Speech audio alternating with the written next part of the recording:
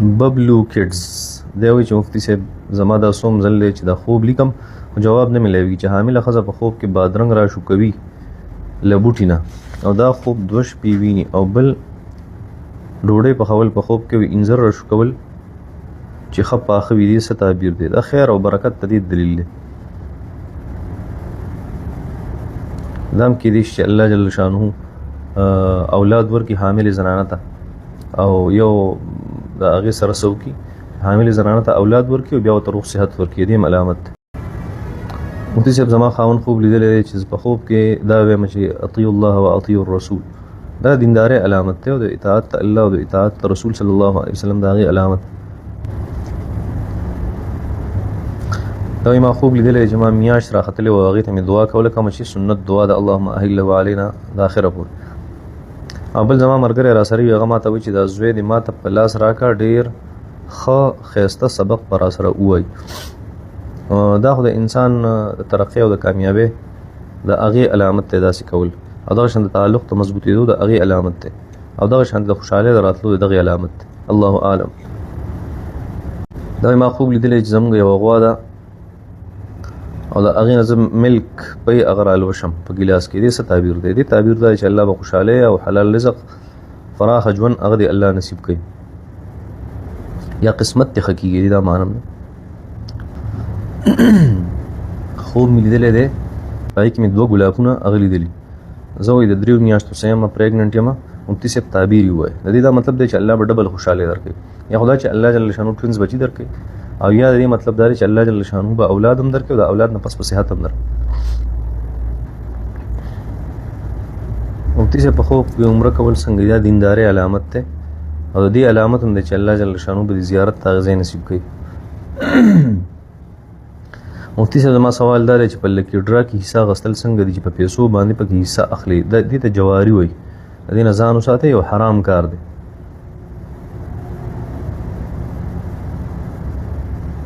مفتي صاحب زه بهر ملک یم ما خوب لیدلی چې د بهر ملک عرب ملک د هغې د باچا سره ما ملاقات کړی الله جل شانو ترقي هغه نصیبه کوي اوږد خوب دی خو دا مطلب یې دی ښه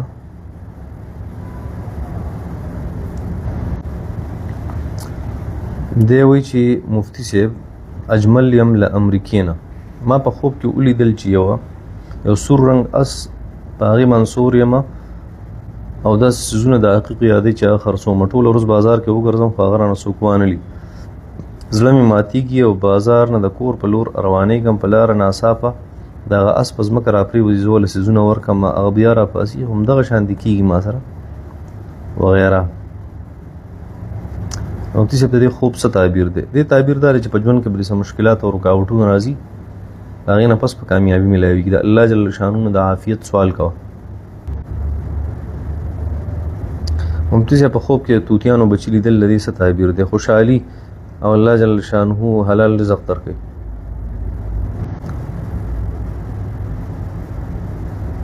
مفتي صاحب وایي چې یو غیر مسلم امام دی او زه په هغه پسې ولاړ یم چې هغه چې کله سلام وګرځوي نو هندی کې وایي چې جय هند د دې څه تعبیر دی د دې تعبیر دا دی چې دین اسلام په احکاماتو کې ستانه کمی کوتاهی راغلی او چېرته بېدینۍ طرف ته هغه ته روان شوی ځکه داسې خوبونه ویني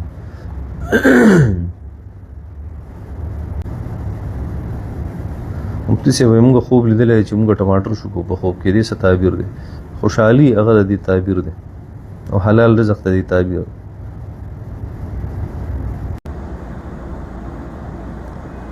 عابد شاه صاحب وایي چې مفتي صاحب ما خوب لیدلی چې ما سره زما والد صاحب زنا کړې او بل دا خوب چې ما خور سره زنا کړې داسې قسمه خوبونه چې راځي که نه دې 2 تعبیرونه هغه کېدی شي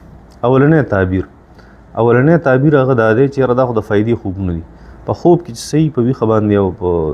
ظاهره باندې هغه شانتې نه په خوب کې چې داسې قسمه خوب د زنا باره کې انسان ویني نو دې مطلب دا دی چې کم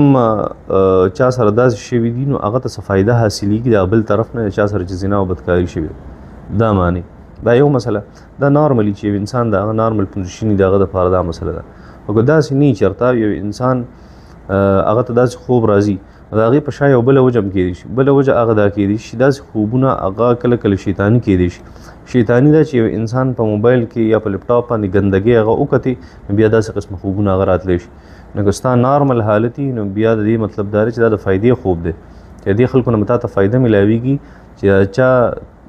تا سره داسې قسم معامله کړې او که نه داسې نه او ستا کردار هغه ګډوډي توبه او استغفار وکړه او دې نه آینده خپل ځان وساته.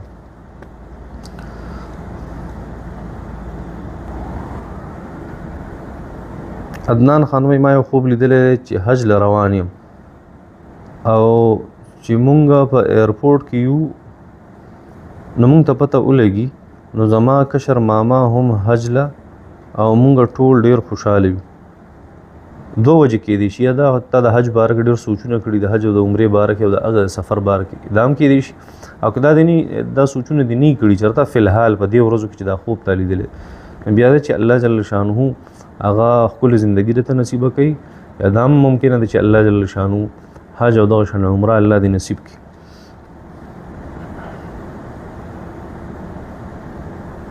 طارق علي صاحب وایي چې مفتي صاحب ما په خوب کې سره زر وموندل د دې تعبیر څه دی پلیز ګیو می انسر مسټلی. طارق علي صاحب ځان سره به دا یاد وساتي چې کله یو نارینه هغه دا خوب ویني چې ما سره زر ما ته میلاو شوي دي او ما سره سره زر دي دې مطلب دا دی چې د هغه مال ضایع کېږي نقصان ورته او کله چې زنانه دا خوب ویني نو د هغې دپاره خیر او برکت دی چې مال او دولت هغه به ورته میلاویږي.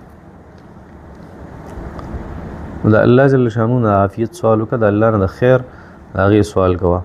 خپل وس مطابق لږ صدقه وکړه که وس دې کېږي او یو 2 رکعته نفل وکړه چې الله جل شانو درته خیر کړي او ستا د مال او دولت دا د نقصان نه الله جل شانو محفوظه کړي.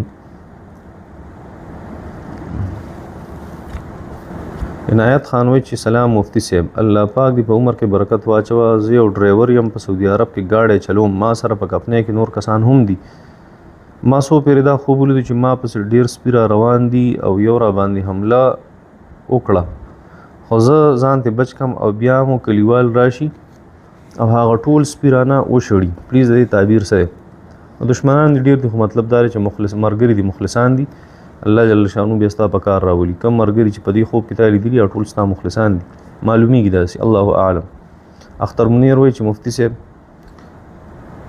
زما بیبي 2 پیرې خوب ولیدو چې هغې سره 2 کسان غلط کار کوي یعنی بدکاري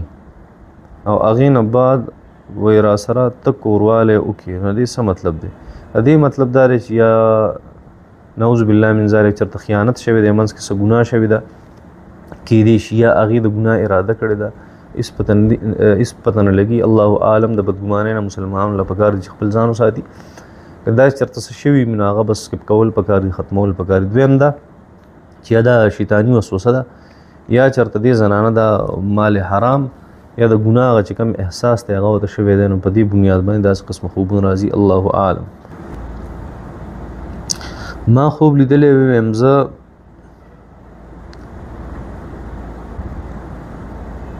د ګولډ رنګ دی او په هغې کې اس لیکلی شوی دی او هغه ګوتمه